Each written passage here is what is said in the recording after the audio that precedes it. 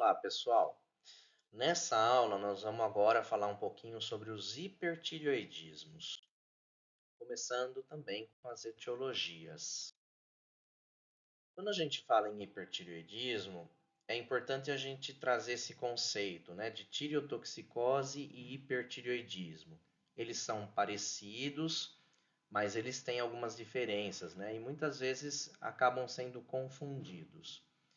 Mas de forma geral, para a gente entender então, tireotoxicose. Tireotoxicose é quando os hormônios tireoidianos estão aumentados, quer seja o T3 e o T4. Então você tem um aumento desses hormônios no sangue, tá? E aí você tem os efeitos, né, excessivos dos hormônios, né? Daí o nome tireotoxicose. Hipertireoidismo é quando a tireoide ela está funcionando excessivamente e, portanto, ela está produzindo esses hormônios e liberando eles em concentrações além do que ela deveria, mais altas. Então é correto a gente dizer que o hipertireoidismo ele vai levar a uma tireotoxicose, né? Agora, nem toda tireotoxicose ela é causada por um hipertireoidismo. A gente pode citar o exemplo lá da tireoidite subaguda, em que a gente tem uma destruição da tireoide, né, e aí uma liberação excessiva daqueles hormônios que estavam estocados, né? Então a tireoide ela não está hiperfuncionante nessa situação, nesse exemplo, né? Ela está sendo destruída. Então, esse é um ponto importante, né? A tireotoxicose ela pode ser decorrente de um hipertireoidismo ou ela pode ser decorrente de uma destruição da tireoide, onde a tireoide, na verdade, ela vai estar não funcionante, tá? Mas na prática clínica, a gente acaba confundindo bastante esses termos, né? E muitas vezes a gente usa eles como sinônimos, apesar de ter essa diferença conceitual que é importante, tá certo? Então, olha lá, aí a gente fala então, ó, causas de tireotoxicose, né? Então, causas que elevam os hormônios tireoidianos. Então, a gente tem os hipertireoidismos primários, né? A doença de Graves, que é um dos principais representantes, depois o bócio nodular tóxico e o bócio multinodular tóxico também, tá? A gente tem o hipertireoidismo central, que é muito raro, que aí a gente poderia ter um tumor hipofisário produzindo TSH, tá? Muito raro. Só para colocar aqui, para elencar, né, essas causas de hipertireoidismo, né? E aí a gente tem, por exemplo, as tireoidites subagudas, em que você tem destruição da tireoide. Aí a gente pode elencar aí a rachotoxicose, as tireoidites subagudas de uma forma geral, e a tireotoxicose factícia, que é quando o indivíduo, por exemplo, está usando T3 com o objetivo de emagrecer, né, em fórmulas de emagrecer, né, que não deve ser feito, né, obviamente, devido aos efeitos colaterais, mas seria, né, um aumento do hormônio tiroidiano, né, não por produção da tireoide, é porque o indivíduo está tomando uma fórmula, alguma coisa nesse sentido, tá bom? Então, agora a gente entendeu então o que é uma tireotoxicose, quais são as causas de tireotoxicose, né? E nós vamos ver que as mais frequentes vão ser aí a doença de Graves e os bócios nodulares tóxicos. Esse fluxograma, então, ele é bem interessante, né? Numa doença de Graves ou num bócio nodular tóxico, a gente tem um hipertireoidismo, uma hiperfunção tireoidiana. Logo, o T3 e o T4 vão estar sendo produzidos de maneira excessiva e, portanto, a gente vai ter uma tireotoxicose. E se eu fizer uma cintilografia da tireoide, a captação do iodo vai estar alta, porque essa tireoide está captando iodo para fazer o hormônio. Então, ela vai estar hipercaptante do iodo, tá? Na tireoidite subaguda, em que a gente tem um processo destrutivo, né? Então, eu estou liberando T3, T4 porque eu estou destruindo aquela tireoide, liberando os estoques de hormônio tireoidiano. Então a gente vai ter uma tireotoxicose, mas se eu fizer uma cintilografia, ela vai vir hipocaptante, dado que a tireoide ela não está funcionando, então ela não está captando o iodo, né? A tireotoxicose factícia, que seria elevada a ingestão de T3 aí em alguma fórmula para emagrecer, isso, né, vai fazer um feedback negativo, obviamente, na liberação do TSH. Nós teremos uma tireotoxicose, mas a tireoide ela vai estar hipocaptante. E a direita, que é muito, muito raro, está aí no fluxograma, mas dificilmente vocês vão ver na prática clínica, que seria o tumor hipofisário secretor de TSH, chamado TSH-OMA ou tireotropinoma. Então aí você vai ter uma hiperfunção tireoidiana por produção excessiva do TSH e que vai levar a um bócio, né, e aumento da produção dos hormônios tireoidianos. E, portanto, eu vou ter um bócio difuso hipercaptante aqui, né, mas muito raro isso aqui, tá, pessoal? Essa tabela ela é bem interessante quando a gente vai interpretar o laboratório de um paciente aí que traz para a gente dosagem de TSH, T4, né? Porque a gente pode, através desse laboratório, já elencar algumas hipóteses diagnósticas prováveis, tá? Então é legal essa tabela mais para isso, né? Por exemplo, qual o laboratório esperado numa doença de Graves num bócio nodular tóxico, né? Qual alteração laboratorial provável diante ali, ó, de uma tireoidite subaguda, tá? Então a gente consegue ver, né, tanto o que é esperado do TSH, do T3, T4, como o que é esperado aí na cintilografia, né, que é a captação do iodo em 24 horas, e também as alterações no nível de tireoglobulina, tá? Em geral, a tireoglobulina ela é útil nas tireoidites subagudas porque ela vem elevada. Lembre-se, a tireoide ela está sendo destruída, então tudo que está lá dentro é liberado, inclusive a tireoglobulina, né? E nas tireotoxicoses factícias, né, a tireoglobulina vem baixa, tá? Então, esse é um uso que a gente pode ter na prática clínica, né, da tireoglobulina. Quando dosar tireoglobulina? Na suspeita de uma tireoidite subaguda, pode, né? Poderia dosar e na suspeita de uma tireotoxicose factícia, porque ela vai vir baixa, né? Então isso me ajudaria ao diagnóstico. Nas demais situações, vocês vejam que ela virá normal, então não tem utilidade clínica, né? Então o importante é saber em que situações a gente poderia dosar. Então essa tabela ajuda bastante na prática clínica aí, tá bom? Falando em anticorpos, né, muito interessante, né, a gente também ter essa noção de que dosagem de anticorpo ela deve ser feita dentro de um contexto clínico, né? Então, porque a gente vê aí que todos os anticorpos eles têm uma certa prevalência na população geral. Vejam que aqui a população geral seriam indivíduos que não têm doença tireoidiana. Então, 3%, né, da população pode ter anti-TG positivo, né, e não ter doença tireoidiana.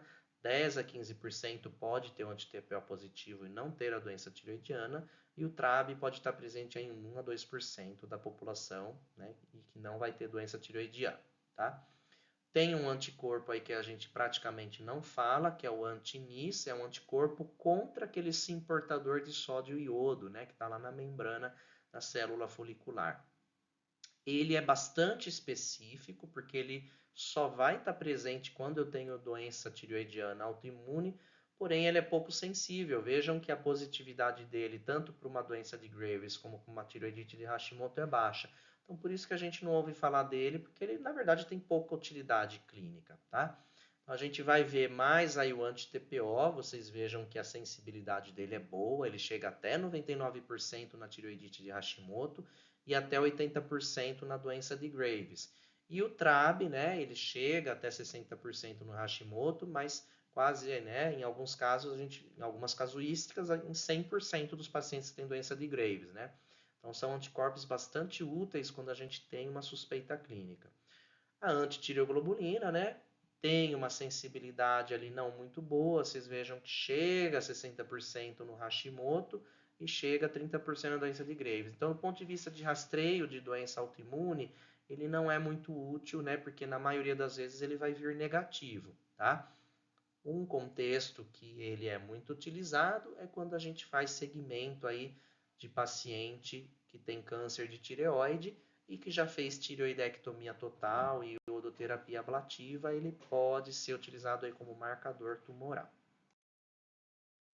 Vamos falar um pouquinho então da doença de Graves. Doença de Graves é uma doença autoimune em que a gente tem imunoglobulinas, né, que são o TRAB, que vão se ligar aos receptores da tireoide e causar, né, então, uma hiperfunção tireoidiana. Elas vão ativar esse receptor do TSH e aí a tireoide ela vai hiperplasiar e hipertrofiar, então eu vou ter um bócio difuso hiperfuncionante, um hipertireoidismo, e portanto um bócio difuso hipercaptante, por exemplo, na cintilografia da tireoide. Tá? Os fatores predisponentes, né, geralmente tem histórico familiar, então tem a genética, fatores ambientais e endógenos do indivíduo que vão levar à manifestação dessa doença.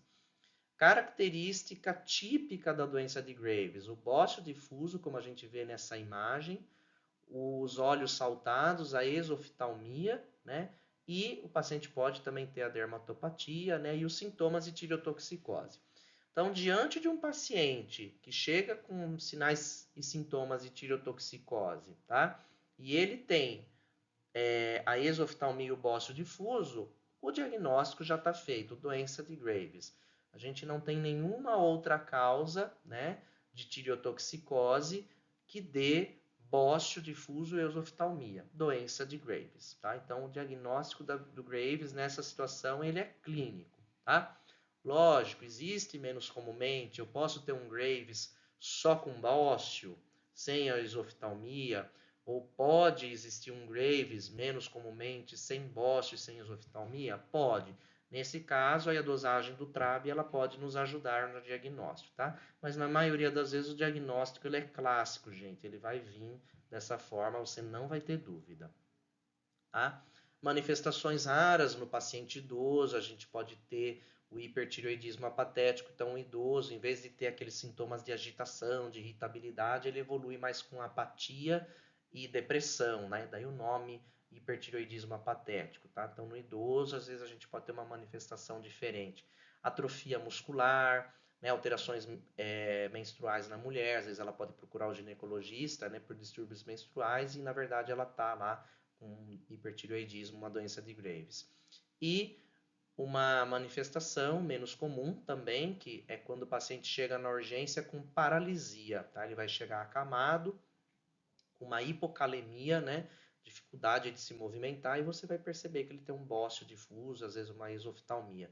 Esse quadro, muito raro que pode acontecer, se chama paralisia periódica tireotóxica hipocalêmica. Então, são pacientes aí, em geral, com doença de Graves, né, ou alguma outra causa de tireotoxicose não controlada, tá? Mas é uma manifestação muito rara. Mas para lembrar, né, para vocês que um dia vão estar numa urgência, né, num pronto atendimento, lembrar desse possível diagnóstico. O paciente ele chega paralisado, ele chega numa maca, não se mexe, o potássio vai estar baixo, você vai ter lá, né, muitas vezes um bócio ali, né, e uma exoftalmia, um histórico prévio aí de uma tireotoxicose sem tratamento adequado, tá bom? Então, essa tabela ela resume bem para a gente as possíveis causas aí de hipertireoidismo e tireotoxicose, né? Então, hipertireoidismo, aí a gente tem na coluna da esquerda da nossa tabela, né? Causas que aumentam a produção de hormônio tireoidiano pela tireoide, né? Então, doença de Graves, a mola hidatiforme, o coriocarcinoma através da estimulação do HCG, né? O TSH1, que é muito raro, resistência aos hormônios tireoidianos, e a gente tem aí os bócios nodulares tóxicos, né? O adenoma tóxico, também chamado doença de Plummer, tá? Multinodular tóxico. Os carcinomas, né? É muito, muito, muito raro, tá, gente? A maioria das vezes a gente não vai ver isso, tá? E o efeito Jod-Basedal, que é o excesso de iodo, né? O indivíduo ele ser exposto a uma sobrecarga de iodo e esse iodo então ele vai estimular a hiperfunção tireoidiana, tá? Na coluna da direita a gente vê as causas de tireotoxicose por destruição da tireoide ou por fatores exógenos, né? Então as tireoidites subagudas, a tireotoxicose factícia, né? A tireotoxicose por hambúrguer, né? Isso aqui é bem anedótico, né, pessoal? Lá nos Estados Unidos tem muitos relatos, né, antigos aí de tireotoxicose por salsicha e por hambúrguer, né? Porque antigamente eles colocavam, né, os restos ali do boi para fazer esse tipo de alimento e eles punham a tireoide ali no meio. Então o indivíduo ingeria, né, o hormônio tireoidiano, tireoide quando ele estava ingerindo um hambúrguer ou uma salsicha, né? Então tem esses relatos anedóticos aí, né, de ingesta de tireoide, o indivíduo nem sabia, né? Então hoje, né, obviamente, a tireoide do boi ela deve ser descartada, né? Não pode ser usada ali para fazer nenhum tipo de alimento. E aí, causas mais raras aí também, né, de produção externa, né, fora da tireoide. Então, que seria o teratoma ovariano ou metástases funcionantes, mas muito, muito, muito raro, gente. Isso aqui, né, é rodapé do rodapé, viu? E aí a gente tem que lembrar da mildarona, que é uma medicação muito associada aí à disfunção tireoidiana. Pode levar a hipotireoidismo, mas também pode causar tireotoxicose, tá? Então a gente tem a tireotoxicose induzida pela mildarona, tipo 1 e tipo 2. A tipo 1, basicamente, ela vai ter, pela sobrecarga de iodo que a mildarona tem, ela vai estimular a hiperfunção da tireoide, né? Então eu vou ter uma tireotoxicose por hipertireoidismo, tá? Na tipo 2, eu basicamente tenho um efeito tóxico da mildarona na tireoide, e aí essa tireoide ela vai ser destruída, né, e vai liberar o hormônio ali por conta de destruição. Então, uma tireotoxicose por destruição, tá? Por efeito tóxico da mildarona, tá? Agora, na prática clínica, pessoal, a gente pode ter até combinação, né? Então, sempre que o paciente usa mildarona, a gente tem que ter um cuidado aí e acompanhar a função tireoidiana. Vamos falar aqui então da doença de Graves.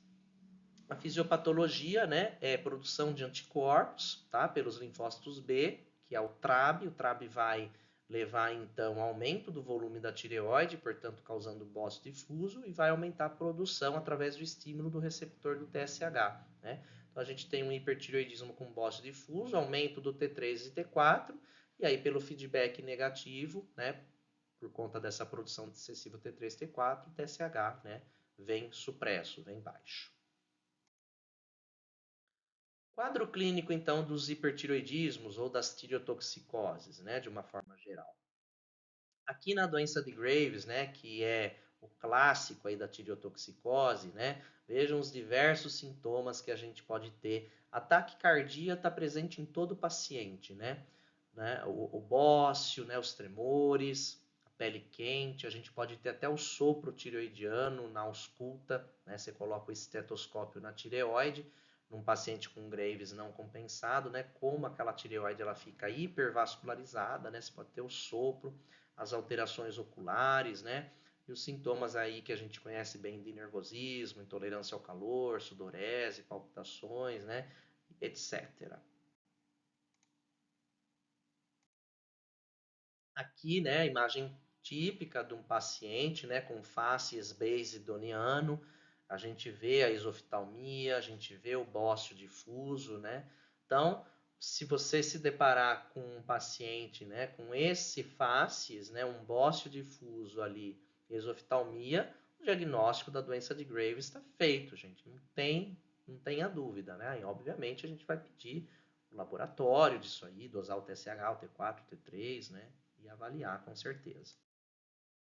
Lembrar que na doença de Graves nós podemos ter diversas manifestações oculares, né? Então a oftalmopatia de Graves, tá bom? Então a gente pode ter desde a exoftalmia, a gente pode ter inflamação com hiperemia conjuntival, quemose, edema periorbitário, né? A gente pode ter diplopia, né? Na figurinha ali inferior à direita, vocês estão vendo uma régua sendo posicionada ali nos olhos da pessoa, né? Esse aí é o chamado oftalmômetro de Hertel, tá? Ele serve para medir o grau de proptose, né? De exoftalmia. Então, para o oftalmologista fazer a avaliação, né, da oftalmopatia e realmente ter medidas objetivas aí, dizer, olha, existe exoftalmia ou não, porque às vezes o quadro ele é discreto, né? Então aí o exoftalmômetro ele ajuda nesse diagnóstico, né? Quando o quadro é bem flórido, né, você vê a exoftalmia, você não tem dúvida, né? Mas é bom para o acompanhamento também do paciente. A dermatopatia de Graves, né, que a gente pode ter então aí, né, a região pré-tibial, né? As alterações de pele, a gente pode ter aí as unhas de Plummer, né? E Lembrar, então, no idoso, como a gente já falou previamente, a gente pode ter o que a gente chama de hipertireoidismo apatético, né? Então, ele vai ter sintomas mais de depressão, né, de apatia, né? Então, a manifestação clínica ela pode fugir um pouquinho.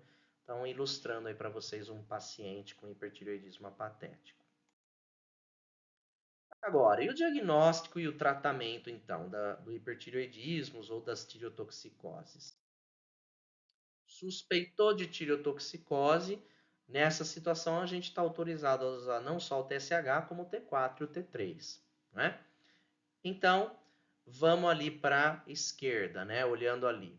TSH baixo e hormônios elevados, T3 e T4 elevados, se eu tiver oftalmopatia e bócio, doença de Graves, tá? Agora, se eu tenho uma tireotoxicose, né? Meu TSH está supresso, T3, T4 está alto, mas eu não tenho oftalmopatia, tá? Então, aí eu posso estar diante de um Graves ou não, porque às vezes o Graves ele pode manifestar-se só com o bócio e não necessariamente já ter a oftalmopatia, tá? Então, eu posso ter lá uma tireotoxicose sem oftalmopatia e ter ou não ter o bócio.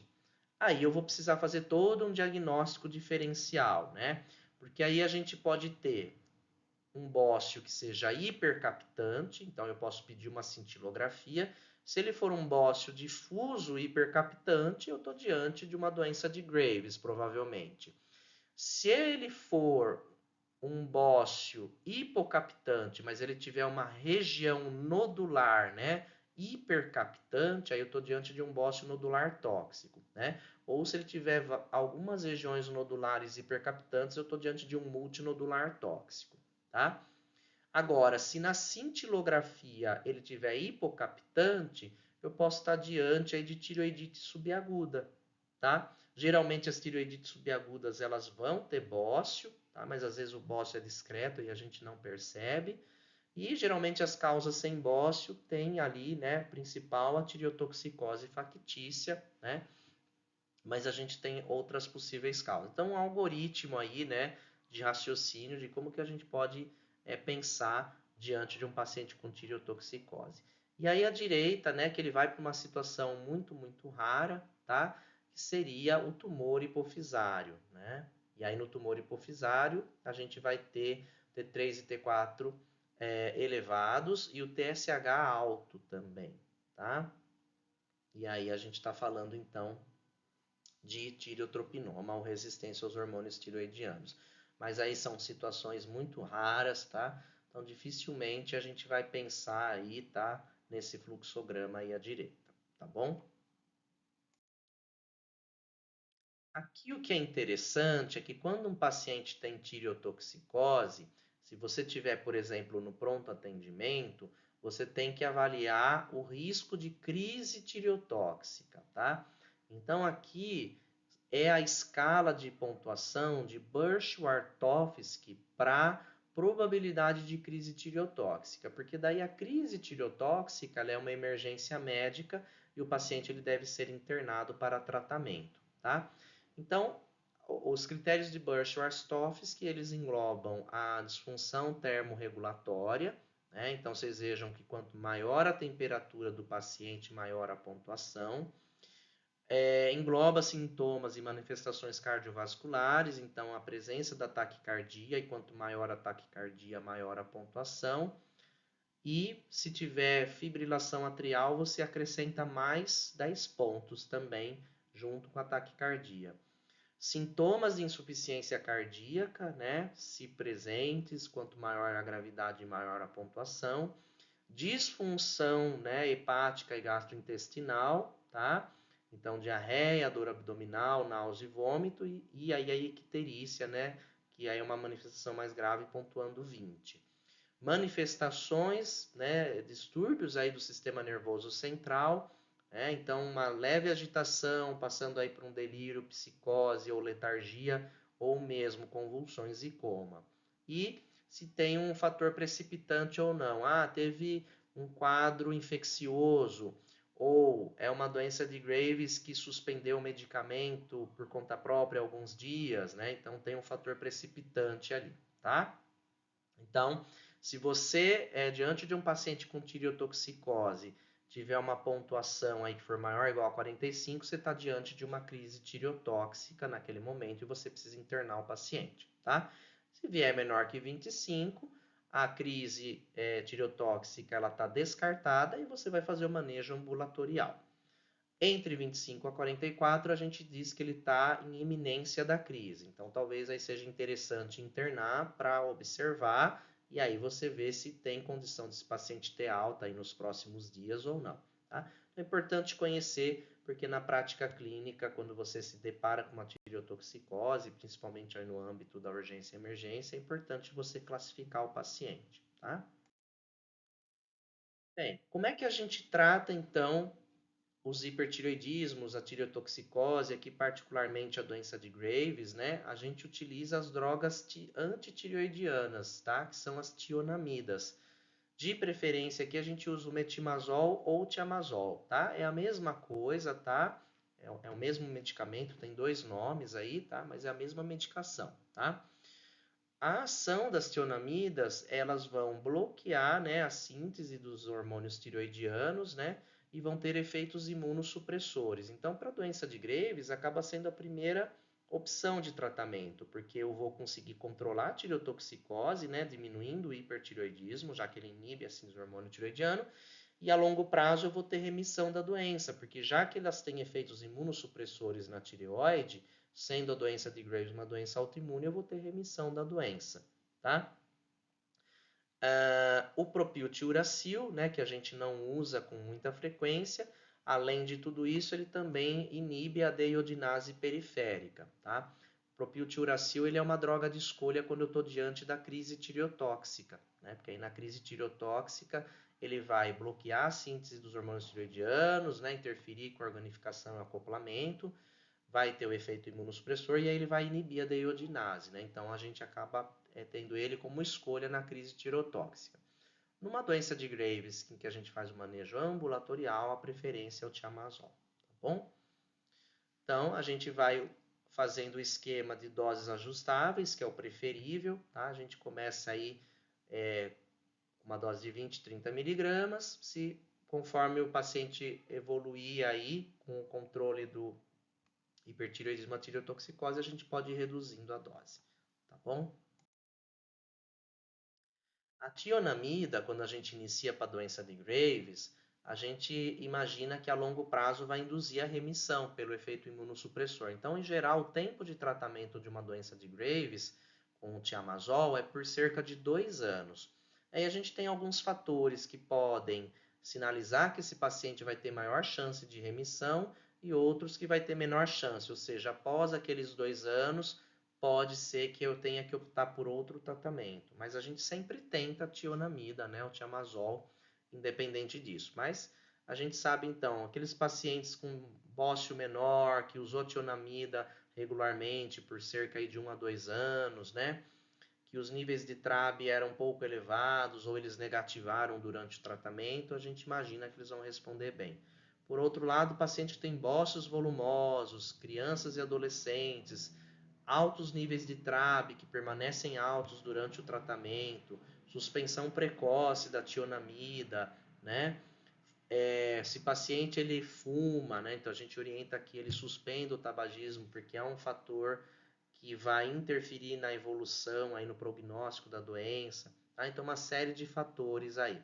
E se após esses 2 anos ele não entra em remissão, aí a gente vai pensar em outros tratamentos. Mas a princípio, o tratamento de escolha para a doença de Graves é o tiamazol. Lembrar que as tionamidas elas podem ter diversos efeitos colaterais. Um dos que a gente costuma ver com uma certa frequência é o prurido, tá? Pode chegar até 10% dos pacientes. Nesse caso, muitas vezes a gente maneja com algum antihistamínico, por exemplo, polaramine ou loratadina. A gente consegue controlar o prurido e o paciente pode continuar tomando a medicação sem nenhum problema. E a gente pode ter aí a agranulocitose, né, e levar o paciente a uma neutropenia febril, ou a gente pode ter uma necrose hepatocelular, então uma toxicidade hepática muito importante que levaria à falência hepática nos casos mais dramáticos, até necessidade de transplante de fígado, tá? Mas são complicações raras, tá? De forma que a gente orienta o paciente que vai usar a tionamida, né? Se ele tiver uma febre, dor de garganta, procurar o pronto atendimento, ou se ele tiver icterícia, que ele procure o pronto atendimento. Então vejam que isso é importante vocês saberem, porque muitas vezes assim, o endócrino vai tratar a doença de Graves, inicia a tionamida. Mas se o paciente tiver o efeito colateral, ele vai procurar você no pronto atendimento, né? Então é importante, se você souber que o paciente, por exemplo, tem uma doença de Graves e ele chegou lá com um quadro de febre e dor de garganta, você pede um hemograma para ver se ele não está com neutropenia febril. Ou se ele chegar lá com um quadro de icterícia, você vai avaliar as transaminases, as bilirrubinas e ver se ele não está com um quadro de toxicidade. Porque se for isso, você vai ter que, obviamente, suspender esse tratamento e internar o paciente, que são duas emergências, né, médicas e que o paciente deve ser internado, porque tem um alto risco de mortalidade. Então, né, esse paciente vai procurar você no seu pronto atendimento. Aí dificilmente ele vai conseguir chegar no endócrino para o endócrino avaliar, né? E mesmo que ele procure um endocrinologista, a orientação vai ser que ele procure o pronto atendimento para essa avaliação. Tá? Então é muito importante lembrar desses dois efeitos colaterais, que é a neutropenia febril e a toxicidade hepática, tá? Mas que são muito, muito raros, então é uma droga bastante segura. É só a gente deixar o paciente orientado quanto a isso. Se tiver o efeito colateral, que ele procure assistência médica. Tá? Adicionalmente ao tiamazol, né, a tionamida, para o paciente com doença de Graves, a gente pode usar o beta-bloqueador. Ele é muito útil no início do tratamento para controlar aqueles sintomas adrenérgicos, né? Porque a droga antitireoidiana, ela vai começar a realmente abaixar o hormônio tireoidiano depois de umas 2 a 4 semanas de tratamento. A meia-vida do hormônio tireoidiano já produzido, né, em torno de 1 a 2 semanas, tá? Então, mesmo que o paciente tome o tiamazol todo dia certinho, né, eu só vou conseguir realmente normalizar ou baixar, né, efetivamente esses hormônios tireoidianos num período de 2 a 4 semanas. Mas os sintomas de tireotoxicose ainda vão permanecer enquanto isso. Então eu posso usar um beta-bloqueador. Até bom, porque além de ele controlar o sintoma adrenérgico, o beta-bloqueador ele também inibe a conversão do T4 em T3. Então ele também, de certa forma, vai ajudar a controlar a tireotoxicose. Tá? Os de escolha para o tratamento da tireotoxicose são o propranolol e o atenolol. Tá? E a gente usa até esses sintomas adrenérgicos melhorarem, até os hormônios tireoidianos normalizarem. Após, eu posso suspender o beta-bloqueador e aí eu mantenho só a tionamida, só o tiamazol. Tá bom? E é lógico, né? Num paciente com crise tireotóxica, né, que for internar, a gente vai utilizar o propiltiuracil, pode usar o beta-bloqueador. Podemos utilizar a sobrecarga de iodo, tá? A sobrecarga de iodo inicialmente causa o efeito Wolff-Chaikoff, ou seja, bloqueia a síntese de hormônio tireoidiano. O uso do iodo em altas quantidades, mas por um período curto, de 3 a 5 dias. Se eu mantiver o uso de iodo, né, em altas doses por mais tempo, aí eu começo a ter o efeito Jod e Basedal, e aí o paciente ele vai piorar a tireotoxicose. Então, em pacientes que têm crise tireotóxica, a gente também utiliza essa estratégia de dar uma sobrecarga de iodo também para paralisar a síntese de hormônio tireoidiano. Os glicocorticoides também são interessantes no manejo da tireotoxicose, porque eles também bloqueiam a captação do iodo pela tireoide, a liberação dos hormônios tireoidianos e também inibem a conversão do T4 em T3, porque eles interferem com a iodinase. Então, o glicocorticoide ele também é muito interessante aí no cenário de um paciente com crise tireotóxica, tá? E iodoterapia radioativa, tá? Obviamente, a gente não vai usar em gestante nem em lactante. A gente pode utilizar como uma segunda alternativa, não é o tratamento de primeira escolha, tá? Para a doença de Graves, tá? Mas ele pode ser um tratamento de primeira linha, por exemplo, para um bócio nodular tóxico ou bócio multinodular tóxico, tá? E a tireoidectomia, que é a retirada da tireoide. Também não é um tratamento de primeira linha para a doença de Graves. Lembrar que a cirurgia pode ter complicações, entre elas o próprio hipotireoidismo, porque você vai arrancar a tireoide, e você pode ter, né, infecção no sítio operatório, sangramento, você pode ter lesão do nervo laríngeo recorrente, se o paciente evoluir com rouquidão e disfonia crônica. Você pode ter lesão de paratireoide, o paciente evoluir com hipoparatireoidismo. Então, a cirurgia também não é a primeira opção para uma doença de Graves, né? Então, para o Graves, a primeira opção é tionamida, tiamazol e o beta-bloqueador no início do tratamento. E para aquele paciente, né, que depois de 2 anos ele não entrou em remissão, a gente pode pensar nessas alternativas, iodoterapia ou a tireoidectomia. Por outro lado, se a gente falar numa tireotoxicose por bócio nodular tóxico, bócio multinodular tóxico, tanto a iodoterapia ablativa como a cirurgia, que são a tireoidectomia, aí seriam opções de escolha no manejo dessas doenças. Tá bem?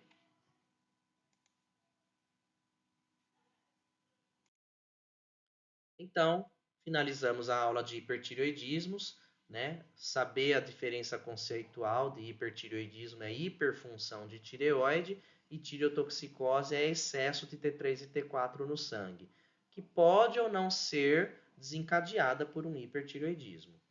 As causas mais comuns aí de tireotoxicose são a doença de Graves e o bócio nodular tóxico, tá? Que no caso o bócio uninodular, que é a doença de Plummer, mas a gente também tem o bócio multinodular tóxico.